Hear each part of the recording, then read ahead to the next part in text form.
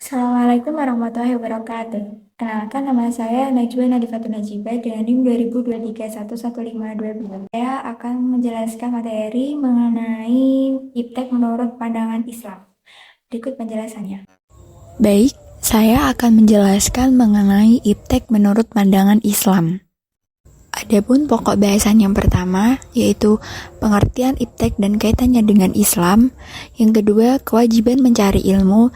Dan yang ketiga, keutamaan orang yang berilmu. Yang pertama, pengertian iptek dan kaitannya dengan Islam. Apa sih iptek itu? Iptek merupakan singkatan dari ilmu pengetahuan dan teknologi.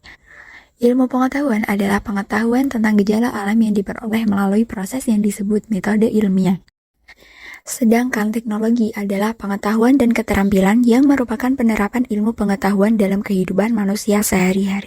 Dan perkembangan iptek merupakan hasil dari segala langkah dan gagasan yang memperluas, memperdalam, dan mengembangkan iptek.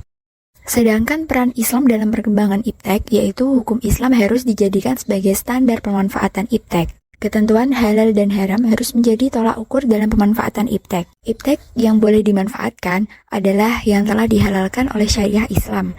Sedangkan iptek yang tidak boleh dimanfaatkan adalah yang telah diharamkan oleh syariat Islam. Sebagai contoh, iptek yang dapat dimanfaatkan salah satunya yaitu internet. Karena internet dapat menghubungkan jaringan komputer satu dengan yang lainnya, sehingga kita dapat berkomunikasi dengan siapapun dan dimanapun. Lalu, iptek yang tidak dapat dimanfaatkan salah satunya yaitu pengembangan senjata pemusnah massal, seperti senjata nuklir dan senjata kimia. Pembahasan yang kedua yaitu kewajiban mencari ilmu. Pada dasarnya, kita hidup di dunia ini tidak lain adalah untuk beribadah kepada Allah. Tentunya, beribadah dan beramal harus berdasarkan ilmu yang ada di Al-Quran dan Al-Hadis. Dalam sebuah hadis, Rasulullah SAW bersabda, mencari ilmu itu wajib bagi setiap muslim, dan orang yang meletakkan ilmu pada selain yang ahlinya, yaitu bagaikan menggantung permata dan emas pada babi hutan. Hadis riwayat Ibnu Majah dan lainnya. Dan juga pada hadis Rasulullah yang lain, yaitu carilah ilmu walau sampai ke negeri Cina. Dalam hadis ini, kita tidak dituntut untuk mencari ilmu ke Cina. Tetapi, dalam hadis ini, Rasulullah menyuruh kita untuk mencari ilmu dari berbagai penjuru dunia. Walau jauh, ilmu harus tetap dikejar. Kadang, orang tua lupa dalam mendidik anaknya, sehingga lebih mengutamakan ilmu-ilmu yang umum daripada ilmu agama. Maka, anak menjadi orang yang buta agama dan menyepelekan kewajiban-kewajiban agamanya.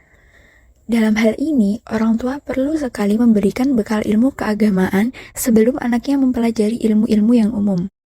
Dalam hadis, Rasulullah SAW bersabda, sedekah yang paling utama adalah orang Islam yang belajar suatu ilmu, kemudian diajarkan ilmu itu kepada orang lain.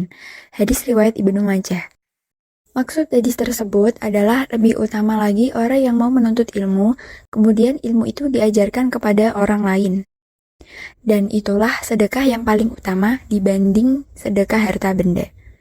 Karena mengajarkan ilmu, khususnya ilmu agama, itu berarti menanam amal yang muta'adi. Apa itu amal yang muta'adi?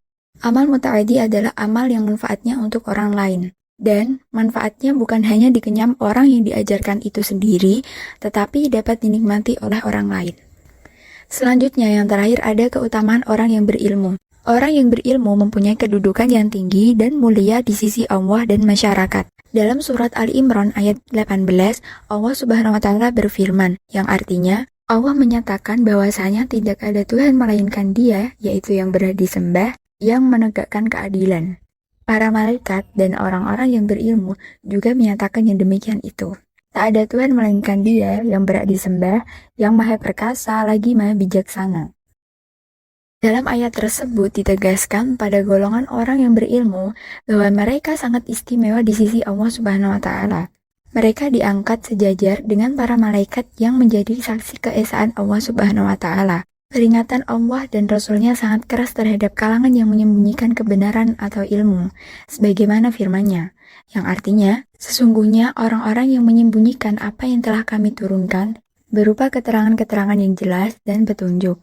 Setelah kami menerangkannya kepada manusia dalam Alkitab, mereka itu dilaknati Allah dan dilaknati pula oleh semua makhluk yang dapat melaknati. Quran Surat Al-Baqarah ayat 159. Inilah tadi pembahasan materi mengenai iptek menurut pandangan Islam. Semoga bermanfaat. Terima kasih. Wassalamualaikum warahmatullahi wabarakatuh.